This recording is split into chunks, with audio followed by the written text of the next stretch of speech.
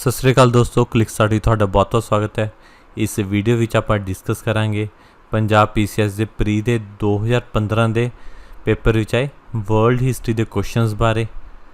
ਜੇ ਤੁਹਾਨੂੰ ਇਸ ਲੈਕਚਰ ਦੀ PDF ਚਾਹੀਦੀ ਹੈ ਤਾਂ ਸਾਡੇ ਟੈਲੀਗ੍ਰਾਮ ਚੈਨਲ ਤੇ ਜਾ ਸਕਦੇ ਹੋ, ਤੇ ਜੇ ਤੁਹਾਨੂੰ ਕੋਈ ਵੀ ਡਾਊਟ ਹੈ ਤਾਂ ਸਾਨੂੰ ਇੰਸਟਾਗ੍ਰਾਮ ਤੇ ਮੈਸੇਜ ਕਰ ਸਕਦੇ ਹੋ। ਤੇ ਜੇ ਗੱਲ ਕਰੀਏ ਆਪਾਂ 2015 ਦੇ PCS ਦੇ ਪ੍ਰੀ ਦੇ ਕੁਐਸਚਨ ਪੇਪਰ ਦੀ, ਤਾਂ ਇਹਨਾਂ ਸਾਰੇ ਸਬਜੈਕਟਾਂ ਵਿੱਚੋਂ ਇੰਨੀ परसेंटेज ਦੇ ਕੁਐਸਚਨ ਆਏ ਸੀ ਜੋ ਦਿਖਾਏ ਗਏ ਨੇ ਇਸ ਬਾਰ ਗ੍ਰਾਫ ਦੇ ਅੰਦਰ, ਪਾਈ ਚਾਰਟ ਦੇ ਅੰਦਰ।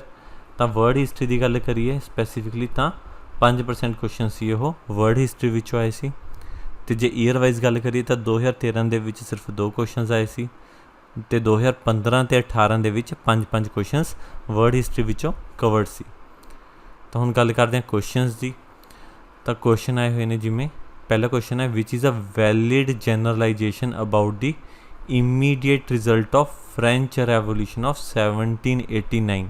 तो जोड़ा फ्रेंच रेवोल्यूशन है जोड़ा गिवन है अपने पंजाब PCS के सिलेबस के विच, भी उसका इमीडिएट रिजल्ट की होया। एक पहला ऑप्शन है the Roman Catholic church increase its power, ये गलत है स्टेटमेंट, उसकी पावर घटी सी। Then the revolution established peace democracy and justice. देखो थोड़ी देर ਲਈ बहुत ज़्यादा बदलाव आए सी फ्रांस की पॉलिटी ਦੇ ਵਿੱਚ, पर ਨਾਲ ਦੀ ਨਾਲ ਉੱਥੇ ਬਲੱਡ ਸ਼ੈਡ ਸਟਾਰਟ ਹੋ ਗਿਆ, ਉੱਥੇ ਖੂਨ ਖਰਾਬਾ ਬਹੁਤ ਜ਼ਿਆਦਾ ਹੋਇਆ।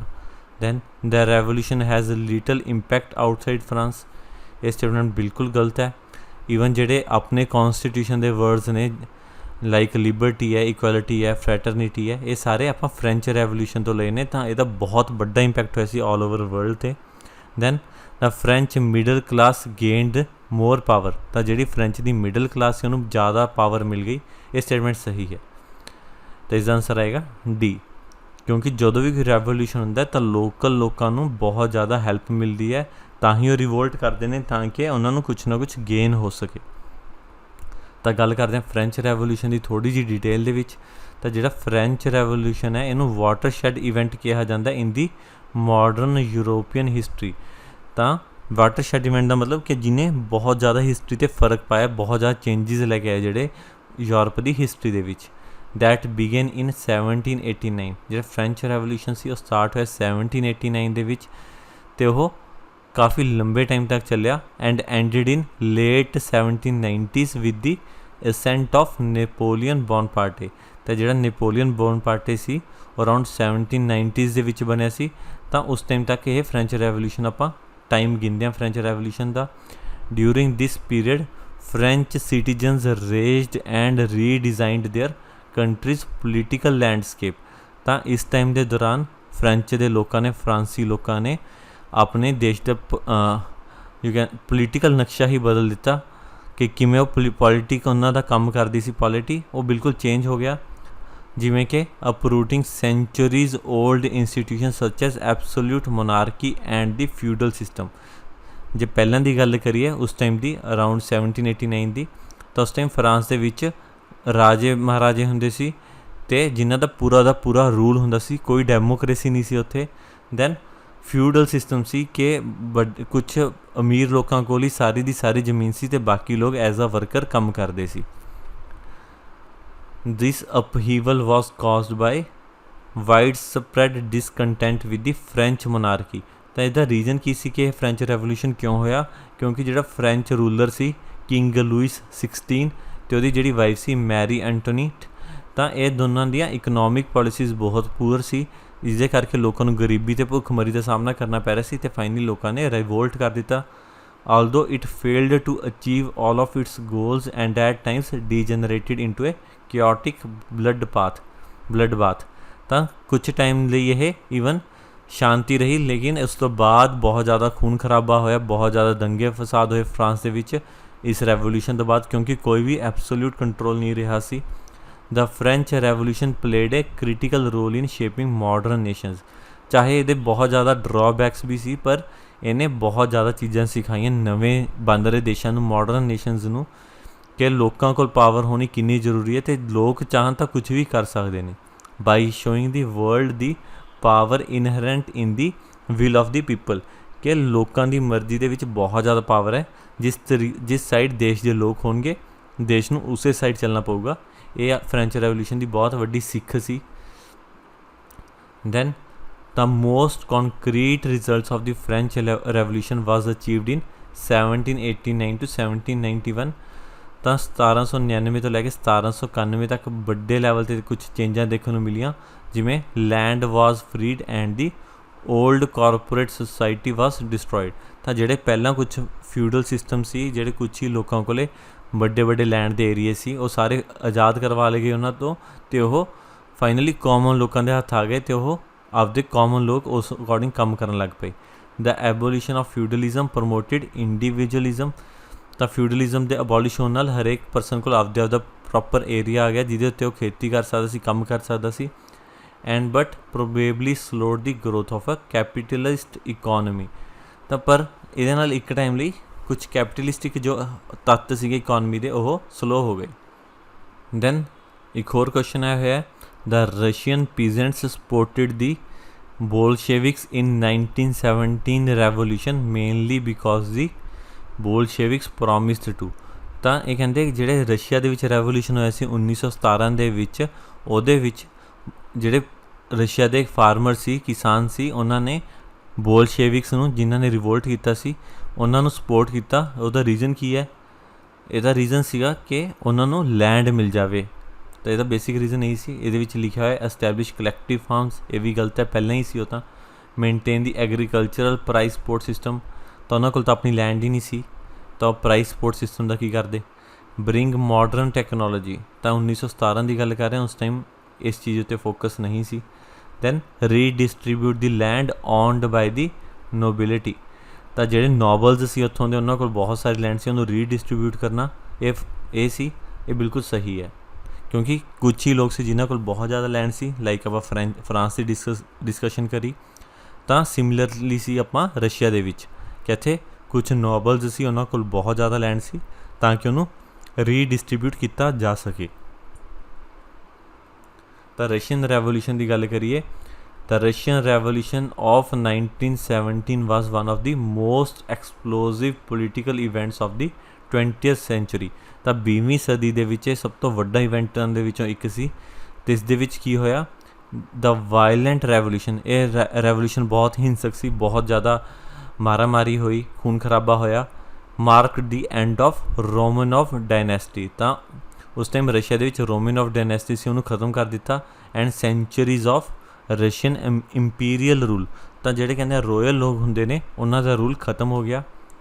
ਡਿਊਰਿੰਗ ਦੀ ਰਸ਼ੀਅਨ ਰੈਵੋਲੂਸ਼ਨ ਦਾ ਬੋਲਸ਼ੇਵਿਕਸ, ਇਹਨਾਂ ਨੂੰ ਬੋਲਸ਼ੇਵਿਕਸ ਕਿਹਾ ਜਾਂਦਾ ਸੀ, ਜਿਨ੍ਹਾਂ ਨੇ ਰੈਵੋਲੂਸ਼ਨ ਕੀਤਾ ਸੀ, led by leftist revolutionary Vladimir Lenin. ਤਾਂ ਵਲਾਦੀਮੀਰ ਲੈਨਿਨ ਉਹਨਾਂ ਦਾ ਹੈੱਡ ਸੀ, ਜਿਹਦੇ ਨਾਮ ਤੋਂ ਇੱਕ ਫਿਲਾਸਫੀ ਵੀ ਚੱਲਦੀ ਹੈ, ਦੈਟ ਇਜ਼ ਲੈਨਿਨਿਜ਼ਮ। ਤਾਂ ਉਸ ਦੇ ਅੰਡਰ ਇਹ ਹੋਇਆ ਸੀ ਰੈਵੋਲੂਸ਼ਨ। ਸੀਜ਼ਡ ਪਾਵਰ, ਇਸ ਤਰੀਕੇ ਨਾਲ ਬੋਲਸ਼ੇਵਿਕਸ ਨੇ ਲੈਨਿਨ ਦੇ ਅੰਡਰ ਇਹ ਪਾਵਰ ਨੂੰ ਸੀਜ਼ ਕਰ ਲਿਆ।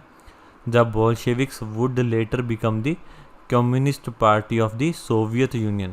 ਤਾਂ ਜਿਹੜੇ ਬੋਲਸ਼ੇਵਿਕ ਸੀਗੇ, ਇਹੀ ਬਾਅਦ 'ਚੋਂ ਕਮਿਊਨਿਸਟ ਪਾਰਟੀ ਬਣ ਗਈ ਸੋਵੀਅਤ ਯੂਨੀਅਨ ਦੀ। ਤਾਂ ਇਹਦੇ ਰਸ਼ੀਅਨ ਰੈਵੋਲੂਸ਼ਨ ਦੀ ਗੱਲ ਕਰੀਏ, ਤਾਂ ਜਿਹੜੇ ਪੀਜ਼ੈਂਟ ਸੀਗੇ, ਇਹ ਪੋਲੀਟੀਕਲ ਗੇਮ ਚੇਂਜਰ ਸੀ 1917 ਦੇ ਵਿੱਚ, ਕਿਉਂਕਿ ਜਿਹੜੇ ਪੀਜ਼ੈਂਟਸ ਉਹਨਾਂ ਦੀ ਪੋਪੂਲੇਸ਼ਨ ਬਹੁਤ ਜ਼ਿਆਦਾ ਸੀ, ਤਾਂ ਕਰਕੇ ਜਿੱਧਰ ਜ਼ਿਆਦਾ ਸਾਰੇ ਲੋਕ ਨੇ ਉੱਧਰ ਬਹੁਤ ਜ਼ਿਆਦਾ ਸਪੋਰਟ ਹੋ ਜਾਂਦੀ ਹੈ। They defined politicians the responses to national challenges. They produced controlled and dictated food supplies. ਤਾਂ ਪ੍ਰੋਡਿਊਸ ਤਾਂ ਫਾਰਮਰਸ ਕਰਦੇ ਨੇ, ਪਰ ਸਾਰਾ ਕੁਛ 'ਤੇ ਕੰਟਰੋਲ ਕਿਹਨਾਂ ਦਾ ਸੀ? ਨੋਬਲਸ ਦਾ। ਇਸ ਕਰਕੇ ਜਿਹੜੇ ਪੀਜ਼ੈਂਟ ਸੀ ਉਹ ਨੋਬਲਸ ਦੇ ਅਗੇਂਸਟ ਸੀ, ਕੈਪੀਟਲਿਸਟ ਲੋਕਾਂ ਦੇ ਅਗੇਂਸਟ ਸੀ, ਕਿ ਉਹ ਕਹਿੰਦੇ ਕਿ ਸਾਰੇ ਕੰਮ ਕਰਦੇ ਨੇ ਪੀਜ਼ੈਂਟਸ ਅਤੇ ਸਾਰਾ ਕੰਟਰੋਲ ਕਰਦੇ ਨੇ ਪ੍ਰੋਡਿਊਸ ਦੇ ਵੀ, ਕਿ ਕੀ ਚੀਜ਼ ਪ੍ਰੋਡਿਊਸ ਕਰਨੀ ਹੈ, ਅਤੇ ਸਾਰਾ ਕੰਟਰੋਲ ਵੀ, ਅਤੇ ਸਾਰੇ ਫੂਡ ਸਪਲਾਈਜ਼ ਵੀ ਡਿਕਟੇਟ ਕਰਦੇ ਨੇ ਉੱਥੋਂ ਦੇ ਲੀਡਰਸ ਜਾਂ ਉੱਥੋਂ ਦੇ ਨੋਬਲਸ। ਤਾਂ ਇਹਨਾਂ ਨੇ ਰਿਵੋਲਟ ਕਰ ਦਿੱਤਾ। So they participated in revolution to grab the land of the capitalist and nobles, so to improve the economic situation. ਤਾਂ ਕਰਕੇ ਆਪਦੀ ਆਰਥਿਕ ਸਥਿਤੀ 'ਚ ਸੁਧਾਰ ਲਿਆਉਣ ਲਈ ਉਹਨਾਂ ਨੇ ਰਿਵੋਲਟ ਕਰ ਦਿੱਤਾ ਰਸ਼ੀਅਨ ਨੋਬਲਸ ਦੇ ਅਗੇਂਸਟ, ਅਤੇ ਇਸ ਤਰੀਕੇ ਨਾਲ ਬੋਲਸ਼ੇਵਿਕ ਰੈਵੋਲੂਸ਼ਨ ਸਕਸੈਸਫੁਲ ਹੋ ਗਿਆ। ਦੈਨ ਨੈਕਸਟ ਕੁਐਸਚਨ ਹੈ, which factor most enabled Japan to rebuild and modernise rapidly after world war 2। ਤਾਂ ਦੂਜੀ ਵਰਲਡ ਵਾਰ 2 ਦੇ ਵਿੱਚ ਜਾਪਾਨ ਦਾ ਸਭ ਤੋਂ ਵੱਧ ਨੁਕਸਾਨ ਹੋਇਆ ਸੀ। 2 ਅਟੋਮਿਕ ਬੰਬ ਤੱਕ ਵੀ ਸਿੱਟੇ ਗਏ ਸੀ ਜਾਪਾਨ ਦੇ ਸ਼ਹਿਰਾਂ 'ਤੇ, ਹਿਰੋਸ਼ੀਮਾ ਅਤੇ ਨਾਗਾਸਾਕੀ। ਤਾਂ ਉਸ ਤੋਂ ਬਾਅਦ ਵੀ ਜੇ ਦੇਖੋ ਤਾਂ ਤੁਸੀਂ ਜਾਪਾਨ ਅੱਜ ਦੇ ਟਾਈਮ 'ਚ ਬਹੁਤ ਡਿਵੈਲਪਡ ਕੰਟਰੀ ਹੈ, ਬਹੁਤ ਹੀ ਮਾਡਰਨ ਕੰਟਰੀ ਹੈ। ਤਾਂ ਇਸ ਤਰ੍ਹਾਂ ਕਿੱਦਾਂ ਹੋਇਆ? ਤਾਂ ਜਿਹੜੀ ਇਹ ਚੀਜ਼ ਹੈ ਇਸ ਨੂੰ ਆਪਾਂ ਕਹਿੰਦੇ Japanese economic miracle. Japanese economic miracle. ਤਾਂ ਜੈਪਨੀਜ਼ ਇਕਨੋਮਿਕ ਮਿਰੇਕਲ ਕੀ ਹੈ ਕਿ ਜਾਪਾਨ ਦੇ ਵਿੱਚ ਇੱਕ ਚਮਤਕਾਰ ਹੀ ਹੋਇਆ ਜਿਹਦੇ ਨਾਲ ਉਹਨਾਂ ਦੀ ਇਕੋਨਮੀ ਨੇ ਇੰਨਾ ਜ਼ਿਆਦਾ ਡਿਵੈਲਪ ਕਰ ਲਿਆ। ਤਾਂ ਉਸਦਾ ਰੀਜ਼ਨ ਕੀ ਹੈ ਇਹ ਪੁੱਛਿਆ ਗਿਆ ਕੁਐਸਚਨ ਦੇ ਵਿੱਚ। ਤਾਂ ਆਨਸਰ ਦੇ ਦਿੱਤਾ ਹੈ ਵਾਸਟ ਮਿਨਰਲ ਰਿਜ਼ਰਵਸ, ਕਿ ਬਹੁਤ ਸਾਰੇ ਮਿਨਰਲਸ ਨੇ ਉਹਨਾਂ ਕੋਲ। ਤਾਂ ਇਹ ਗਲਤ ਹੈ, ਉਹਨਾਂ ਕੋਲ ਮਿਨਰਲਸ ਦੀ ਬਹੁਤ ਕਮੀ ਹੈ। Large amounts of fertile land, ਤਾਂ ਜਾਪਾਨ ਮੋਸਟਲੀ ਅਨਉਪਜਾਊ ਜਗ੍ਹਾ ਹੈ। ਤਾਂ ਇਹ ਵੀ ਗਲਤ ਹੈ। ਸਟਰੋਂਗ ਮਿਲਟਰੀ, ਤਾਂ ਸਟਰੋਂਗ ਮਿਲਟਰੀ ਹੋਣਾ ਠੀਕ ਹੈ ਬਟ ਇਹਦੇ ਨਾਲ ਇਕਨੋਮਿਕ ਡਿਵੈਲਪਮੈਂਟ ਨਹੀਂ ਹੁੰਦੀ, ਜਦ ਕਿ ਵਰਲਡ ਵਾਰ 2 ਤੋਂ ਬਾਅਦ ਤਾਂ ਉਹਨਾਂ ਕੋਲ ਸਟਰੋਂਗ ਮਿਲਟਰੀ ਵੀ ਨਹੀਂ ਬਚੀ ਸੀ। ਤਾਂ ਇਹ ਸਟੇਟਮੈਂਟ ਵੀ ਗਲਤ ਹੈ। Then a well trained workforce, ਬਹੁਤ ਵਧੀਆ ਕੰਮ ਕਰਨ ਵਾਲੀ ਵਰਕਫੋਰਸ, ਕਿ ਲੋਕ ਉਹਨਾਂ ਦੇ ਬਹੁਤ ਮਿਹਨਤੀ ਨੇ ਅਤੇ ਚੰਗੀ ਤਰ੍ਹਾਂ ਟ੍ਰੇਨਡ ਨੇ ਆਪਦੇ ਕੰਮ ਕਰਨ ਨੂੰ। ਤਾਂ ਇਹ ਸਹੀ ਆਨਸਰ ਹੈ ਡੀ। ਤਾਂ ਜੇ ਆਪਾਂ ਗੱਲ ਕਰੀਏ ਜਾਪਾਨ ਦੇ ਇਕਨੋਮਿਕ ਮਿਰੇਕਲ ਦੀ, ਤਾਂ ਦੁਨੀਆ ਭਰ ਦੇ ਵਿੱਚ ਇਸ ਨੂੰ ਇੱਕ ਚਮਤਕਾਰ ਦੀ ਤਰ੍ਹਾਂ ਦੇਖਿਆ ਜਾਂਦਾ ਹੈ। The Japanese economic miracle is known as Japan's record period of economic growth, ਕਿ ਕਿਸੇ ਪੀਰੀਅਡ ਦੇ ਵਿੱਚ ਜਿਹੜੀ ਉਹਨਾਂ ਦੀ GDP ਗਰੋਥ ਰੇਟ ਸੀ ਉਹ ਬਹੁਤ ਜ਼ਿਆਦਾ ਹਾਈ ਸੀ between the post world war 2 era and to the end of cold war. Specifically 1950 ਤੋਂ ਲੈ ਕੇ 1990 ਤੱਕ ਦਾ ਜਿਹੜਾ ਟਾਈਮ ਸੀ, ਉਸ ਟਾਈਮ 'ਚ ਜਾਪਾਨ ਦੀ ਬਹੁਤ ਜ਼ਿਆਦਾ GDP ਗਰੋਥ ਹੋਈ, ਇਕਨੋਮਿਕ ਡਿਵੈਲਪਮੈਂਟ ਹੋਈ। ਡਿਊਰਿੰਗ ਦਿਸ economic boom Japan rapidly become ਦਾ world's second largest economy after ਦੀ ਯੂਨਾਈਟਿਡ ਸਟੇਟਸ। ਤਾਂ ਯੂਨਾਈਟਿਡ ਸਟੇਟਸ ਤੋਂ ਬਾਅਦ ਦੂਜੇ ਨੰਬਰ 'ਤੇ ਆ ਗਿਆ ਸੀ ਜਾਪਾਨ GDP ਵਾਈਜ਼। ਤਾਂ ਜਾਪਾਨ ਨੇ ਤੁਸੀਂ ਦੇਖ ਸਕਦੇ ਹੋ ਕਿ ਬਹੁਤ ਤੇਜ਼ੀ ਨਾਲ ਗਰੋਥ ਕੀਤੀ ਉਹਨੇ। ਫਸਟ 'ਤੇ US ਸੀ, ਸੈਕਿੰਡ 'ਤੇ ਜਾਪਾਨ ਸੀ for the time period up to 1990। ਉਸ ਤੋਂ ਬਾਅਦ ਚਾਈਨਾ ਦੀ ਗਰੋਥ ਹੋਈ ਅਤੇ ਚਾਈਨਾ ਕ੍ਰੋਸ ਕਰ ਗਿਆ ਜਾਪਾਨ ਨੂੰ। ਤਾਂ ਇਹਦੇ ਰੀਜ਼ਨਸ ਕੀ ਨੇ? ਤਾਂ ਇਹਦੇ ਰੀਜ਼ਨਸ ਨੇ basically aid and assistant of the US। ਤਾਂ US ਨੇ ਬਹੁਤ ਸਾਰੇ ਪੈਸੇ ਦਿੱਤੇ ਸੀ ਜਾਪਾਨ ਨੂੰ ਡਿਵੈਲਪ ਕਰਨ ਲਈ। ਕੋਆਪਰੇਸ਼ਨ ਆਫ ਦੀ ਮੈਨੂਫੈਕਚਰਰਸ, ਤਾਂ ਜਿਹੜੇ ਉੱਥੋਂ ਦੇ ਮੈਨੂਫੈਕਚਰਰ, ਸਪਲਾਇਰ ਅਤੇ ਡਿਸਟਰੀਬਿਊਟਰ ਸੀ ਉਹ ਤਿੰਨਾਂ ਨੇ ਆਪਸ 'ਚ ਕੋਆਪਰੇਟ ਕੀਤਾ ਤਾਂ ਕਿ ਵੱਧ ਤੋਂ ਵੱਧ ਪ੍ਰੋਡਕਸ਼ਨ ਕੀਤੀ ਜਾ ਸਕੇ ਅਤੇ ਵੱਧ ਤੋਂ ਵੱਧ ਸਮਾਨ ਡਿਸਟਰੀਬਿਊਟ ਕੀਤਾ ਜਾ ਸਕੇ। ਐਂਡ ਵੈਲ ਟ੍ਰੇਨਡ ਵਰਕਫੋਰਸ, ਅਤੇ ਬਹੁਤ ਹੀ ਹਾਈਲੀ ਟ੍ਰੇਨਡ ਉਹਨਾਂ ਦੀ ਜਿਹੜੀ ਵਰਕਫੋਰਸ ਸੀ, ਜਿਹੜੇ ਉਹਨਾਂ ਦੇ ਲੋਕ ਸੀ ਉਹ ਕੰਮ ਕਰਦੇ ਸੀ। ਤਾਂ ਇਹ ਬੇਸਿਕਲੀ 3 ਮੇਜਰ ਰੀਜ਼ਨ ਸੀ ਜਾਪਾਨ ਦੇ ਇਕਨੋਮਿਕ ਮਿਰੇਕਲ ਦੇ ਪਿੱਛੇ। ਦੈਨ ਆਪਾਂ ਨੈਕਸਟ ਕੁਐਸਚਨ ਦੀ ਗੱਲ ਕਰੀਏ। The attack on Pearl Harbor by Japan during world war 2, ਤਾਂ ਜਿਹੜਾ ਜਾਪਾਨ ਨੇ ਪਰਲ ਹਾਰਬਰ 'ਤੇ ਅਟੈਕ ਕੀਤਾ ਸੀ ਵਾਜ਼ ਏਮਡ ਐਟ ਨਿਊਟਰਲਾਈਜ਼ਿੰਗ, ਤਾਂ ਕਿਸ ਚੀਜ਼ ਨੂੰ ਨਿਊਟਰਲਾਈਜ਼ ਕਰਨ ਲਈ ਉਹਨਾਂ ਨੇ ਅਟੈਕ ਕੀਤਾ ਸੀ? And preventing it from interfering in Japan's military operation in, ਤਾਂ ਕਿੱਥੇ ਜਾਪਾਨ ਨੇ ਮਿਲਟਰੀ ਆਪਰੇਸ਼ਨਾਂ ਨੂੰ ਖ਼ਤਮ ਕਰਨ ਵਾਸਤੇ ਇਸ 'ਤੇ ਅਟੈਕ ਕੀਤਾ ਸੀ। ਤਾਂ ਅਟੈਕ ਹੋਇਆ ਸੀ ਪੈਸੀਫਿਕ ਓਸ਼ਨ ਦੇ ਵਿੱਚ ਅਤੇ ਜਾਪਾਨ ਨੇ ਕੀਤਾ ਸੀ US ਦੀ ਪੋਸਟ 'ਤੇ। ਤਾਂ ਇਸਦਾ ਮਤਲਬ ਪਹਿਲਾਂ ਤਾਂ ਹੋਊਗਾ US ਦੀ ਪੈਸੀਫਿਕ ਫਲੀਟ। ਇਹਦਾ ਮਤਲਬ ਆਨਸਰ ਦੇ ਵਿੱਚ A ਅਤੇ D ਹੋ ਸਕਦੇ ਨੇ, B ਅਤੇ C ਗਲਤ ਨੇ। ਦੈਨ ਕਿ ਕਿਉਂ ਜਾਪਾਨ ਨੇ ਅਟੈਕ ਕੀਤਾ, ਰੀਜ਼ਨ ਕੀ ਸੀ ਅਤੇ ਕਿਸ ਏਰੀਆ ਦੇ ਵਿੱਚ ਅਟੈਕ ਕੀਤਾ, ਕਿ ਜਾਪਾਨ ਕਿੱਥੇ ਇਹੋ ਜਿਹੇ ਆਪਰੇਸ਼ਨਸ ਕਰ ਰਿਹਾ ਸੀ ਜਿੱਥੇ ਉਹਨਾਂ ਨੇ ਅਟੈਕ ਕੀਤਾ। ਜੇ ਸਾਊਥ ਏਸ਼ੀਆ ਦੀ ਗੱਲ ਕਰੀਏ, ਇਹ ਇੰਡੀਆ ਸਾਈਡ ਦਾ ਏਰੀਆ ਹੈ, ਇੰਡੀਅਨ ਓਸ਼ਨ ਸਾਈਡ ਦਾ ਏਰੀਆ, ਤਾਂ ਇੱਥੇ ਨਹੀਂ ਅਟੈਕ ਹੋਇਆ। ਤਾਂ ਆਨਸਰ ਦੇ ਵਿੱਚ ਬਚਿਆ ਸਾਊਥ ਈਸਟ ਏਸ਼ੀਆ। ਤਾਂ ਇਹ ਬਿਲਕੁਲ ਸਹੀ ਆਨਸਰ ਹੈ, ਕਿਉਂਕਿ ਜਾਪਾਨ ਸਾਊਥ ਕੋਰੀਆ ਵਾਲੀ ਸਾਈਡ ਸਾਊਥ ਈਸਟ ਏਸ਼ੀਆ ਹੈ, ਜਿੱਥੇ ਜਾਪਾਨ ਦਾ ਕਾਫੀ ਏਰੀਆ ਕਬਜ਼ਾ ਕੀਤਾ ਹੋਇਆ ਸੀ। ਤਾਂ ਆਪਾਂ ਇਹ ਪੁਰਾਣੇ ਕੁਐਸਚਨ ਪੇਪਰ 2013 ਵਾਲੇ 'ਚ ਵੀ ਡਿਸਕਸ ਕੀਤਾ ਸੀ, ਜਦੋਂ ਆਪਾਂ ਜਾਪਾਨ ਦੀ ਇੱਕ ਬਾਉਂਡਰੀ ਨੂੰ ਡਿਸਕਸ ਕਰਿਆ ਸੀ ਕਿ ਕਿੱਥੇ ਤੱਕ ਜਾਪਾਨ ਨੇ ਏਰੀਆ ਆਪਦੇ ਅੰਡਰ ਲੈ ਲਿਆ ਸੀ, ਕਿੱਥੇ ਤੱਕ ਉਹਨਾਂ ਨੇ ਏਰੀਆ ਜਿੱਤ ਲਿਆ ਸੀ। ਤਾਂ ਗੱਲ ਕਰੀਏ ਪਰਲ ਹਾਰਬਰ ਦੀ, ਤਾਂ ਇੱਕ ਸਰਪ੍ਰਾਈਜ਼ ਮਿਲਟਰੀ ਅਟੈਕ ਸੀ ਕਿ ਅਮਰੀਕਾ ਨੂੰ ਪਤਾ ਹੀ ਨਹੀਂ ਲੱਗਿਆ ਕਿ ਉਸ 'ਤੇ ਅਟੈਕ ਕਿਸ ਟਾਈਮ 'ਤੇ ਹੋ ਗਿਆ। ਬਾਈ ਦੀ imperial Japanese navy air service upon ਦੀ ਯੂਨਾਈਟਿਡ ਸਟੇਟਸ। ਤਾਂ ਉਸ ਟਾਈਮ 'ਤੇ ਯੂਨਾਈਟਿਡ ਸਟੇਟਸ ਸੀ ਉਹ ਲੜਾਈ ਦਾ ਪਾਰਟ ਨਹੀਂ ਸੀ, ਉਸਨੇ ਹਾਲੇ ਤੱਕ ਕੋਈ ਵੀ ਲੜਾਈ ਨਹੀਂ ਲੜੀ ਸੀ, ਫਿਰ ਵੀ ਉਸ ਦੇ ਉੱਤੇ ਅਟੈਕ ਕਰ ਦਿੱਤਾ ਜਾਪਾਨ ਨੇ against the naval base at Pearl Harbor.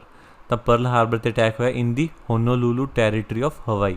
ਤਾਂ ਹਵਾਈ ਜਿਹੜਾ US ਦਾ ਏਰੀਆ, ਉੱਥੋਂ ਦੀ ਹੋਨੋਲੂਲੂ ਉਹਨਾਂ ਦਾ ਹਾਰਬਰ ਸੀ, ਉੱਥੇ ਅਟੈਕ ਹੋਇਆ ਇਹ ਔਨ ਦੀ 7 ਦਸੰਬਰ 1941, 7 ਦਸੰਬਰ 1941 ਨੂੰ। The attack led to United States formal entry into world war 2 the next day. ਤਾਂ ਇਸੇ ਕਰਕੇ ਜਿਹੜਾ US ਹੈ ਉਹਨੂੰ ਵਰਲਡ ਵਾਰ 2 ਦੇ ਵਿੱਚ ਲੜਨ ਲਈ ਆਉਣਾ ਪਿਆ। ਉਸ ਤੋਂ ਪਹਿਲਾਂ ਤੱਕ ਉਹ ਕਿਸੇ ਵੀ ਦੇਸ਼ ਨਾਲ ਲੜਾਈ ਨਹੀਂ ਕਰ ਰਿਹਾ ਸੀ। The Japanese military leadership refer to the attack as a Hawaii operation. तो इस ऑपरेशन का नाम की रखा गया सी। कई बार ऑपरेशनस पूछ ले जाते हैं पेपर दे विच, तो ऑपरेशनस के नाम याद रखने जरूरी ने क्योंकि बहुत बड़ा अटैक सी। हवाई ऑपरेशन भी कहते सी, जां इनू ऑपरेशन अल भी कहा जाता सी, जां फिर ऑपरेशन जी भी कहा जाता सी। तो ये ऑपरेशन के नाम है हवाई ऑपरेशन, जां ऑपरेशन अल, जां फिर operation Z. Japan intended the attack as a preventive action. तो जापान के पैसीफिक ओशन के उत्ते कब्जा करने का प्लान सी, तो वह चाहता सी कि उत्थे किसी होर दा कोई भी मिलिटरी उत्थे इंटरफेयर ना कर सके, तां करके उसने यूनाइटेड स्टेट्स की पैसीफिक फ्लीट के उत्ते अटैक कर दिता from interfering with its planned military actions in south east Asia. तो साउथ ईस्ट एशिया के विच ताकि कोई भी इंटरवेंशन ना कर सके America against overseas territories of United Kingdom, Netherlands and the United States. तो जो साउथ ईस्ट एशिया से उत्थे यूके, नीदरलैंड तो यूनाइटेड स्टेट्स के कुछ बेस सीगे ताकि उत्थे ना आ सके, उन्होंने ना प्रोटैक्ट कर सके, तां करके जापान ने पहला ही अटैक कर दिता अगॉन दी यूएस के पैसीफिक फ्लीट के उत्ते। दैन नैक्सट क्वेश्चन है, in eastern Europe after world war one, जरा यूरोप का ईस्टर्न एरिया है, तो वर्ल्ड वार वन तो बाद उत्थे ग्रेटैसट ऑबस्टैकल की सी, उत्थे सब तो बड़ी बाधा किहड़ी सी कि उत्थे दी नैशनल यूनिटी नहीं बन रही सी, ਜਿਹੜੇ उत्थे बहुत सारिया स्टेट सी। तो वर्ल्ड वार वन तो बाद बहुत छोटिया छोटिया स्टेट्स बन गई इन दी ईस्टर्न यूरोप।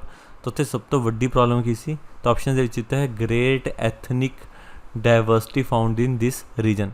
तो बिल्कुल सही आंसर है कि उत्थे बहुत ज़्यादा एथनिक डाइवर्सिटी है कि बहुत डिफरेंट तरह के कल्चरस वाले लोग रहंदे ने, तां करके उत्थे यूनिटी नहीं बन पा रही सी। जे आपां गल करिए ईस्टर्न यूरोप की वर्ल्ड वार वन तो बाद, तो उत्थे ਜਿਹੜੇ मेजर एम्पायर से उस तो पहला वर्ल्ड वार वन तक, दैट इज़ जर्मन ਜਾਂ फिर रशियन ਜਾਂ फिर ऑस्ट्रो हंगरीयन ਤੇ ऑटमन, ये चार बड़े अंपायर से जिन्होंने ईस्टर्न यूरोप के उत्ते जिन्हों का कब्जा सी। तो इन्होंने चारों अंपायर्स में तोड़ दिता गया, इन्होंने छोटे छोटे हिस्से बन दिता गया, created a number of new countries. तो बहुत सारे नवे कंट्रीज़ बन गए इन दी ईस्टर्न यूरोप। तो ईस्टर्न यूरोप के नवे बहुत सारे कंट्रीज़ बन गए छोटे छोटे एंड दी मिडल ईस्ट। तो मिडल ईस्ट के भी सेम ही होया। ਕਿਹੜੇ ਕਿਹੜੇ ਸੀ? सम ऑफ दैम आर चैकसलोवाकिया, पोलैंड, ਜਿਹੜੇ कुछ एरिया से लाइक चैकसलोवाकिया ਜਾਂ पोलैंड हैड सबसटैंशियल एथनिक माइनॉरिटीज़। तो उत्थे बहुत सारी एथनिक माइनॉरिटी सी। एथनिक माइनॉरिटीज़ ਉਹ ਹੁੰਦੀਆਂ ਜਿਨ੍ਹਾਂ ਦਾ ਥੋੜਾ कल्चर डिफरेंट ਹੁੰਦਾ, लैंगुएज डिफरेंट ਹੁੰਦੀ ਹੈ, फूड डिफरेंट ਹੁੰਦਾ, क्लोथिंग डिफरेंट ਹੁੰਦੀ है, who were sometimes not fully satisfied with the new boundaries that cut them off from fellow ethnics। ਤਾਂ ਕੀ ਹੋਇਆ ਕਿ ਜਦੋਂ ਇਹਨਾਂ ਕੰਟਰੀਜ਼ ਨੂੰ ਬਣਾਇਆ ਗਿਆ ਤਾਂ ਇੱਕੋ ਐਥਨੀਸਿਟੀ ਦੇ ਕੁਝ ਲੋਕ ਇੱਕ ਕੰਟਰੀ ਚਲੇ ਗਏ ਅਤੇ ਬਾਕੀ ਲੋਕ ਦੂਸਰੀ ਕੰਟਰੀ ਦੇ ਵਿੱਚ ਚਲੇ ਗਏ। ਤਾਂ ਉਹਨਾਂ ਨੂੰ ਇੱਕ ਲੱਗਦਾ ਸੀ ਕਿ ਇਹ ਗਲਤ ਤਰੀਕੇ ਨਾਲ ਕੰਟਰੀਜ਼ ਨੂੰ ਡਿਵਾਈਡ ਕੀਤਾ ਗਿਆ, ਨਹੀਂ ਤਾਂ ਇੱਕ ਐਥਨੀਸਿਟੀ ਦੇ ਲੋਕ ਇੱਕੋ ਏਰੀਆ ਦੇ ਵਿੱਚ ਰਹਿਣੇ ਚਾਹੀਦੇ ਨੇ, ਇੱਕੋ ਕੰਟਰੀ ਦੇ ਵਿੱਚ ਰਹਿਣੇ ਚਾਹੀਦੇ ਨੇ। ਐਗਜ਼ਾਮਪਲ ਮੀਨ ਕਿਹੜੇ ਕਿਹੜੇ ਸੀ?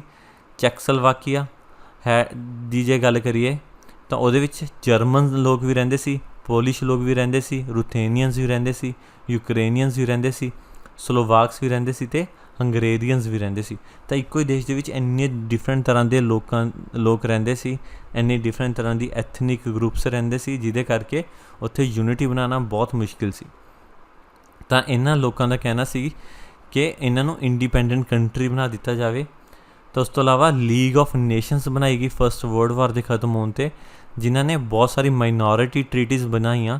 ਜਿਵੇਂ ਕੋਈ ਵੀ ਮਾਈਨੋਰਿਟੀ ਆ ਉਹਦੇ ਲਈ ਟਰੀਟੀ ਕੀਤੀ ਤਾਂ ਕਿ ਉਹਨੂੰ ਪ੍ਰੋਪਰ ਸਪੇਸ ਮਿਲ ਸਕੇ। In an attempt to deal with the problem, ਤਾਂ ਇਸ ਪ੍ਰੋਬਲਮ ਨੂੰ ਖਤਮ ਕੀਤਾ ਜਾ ਸਕੇ।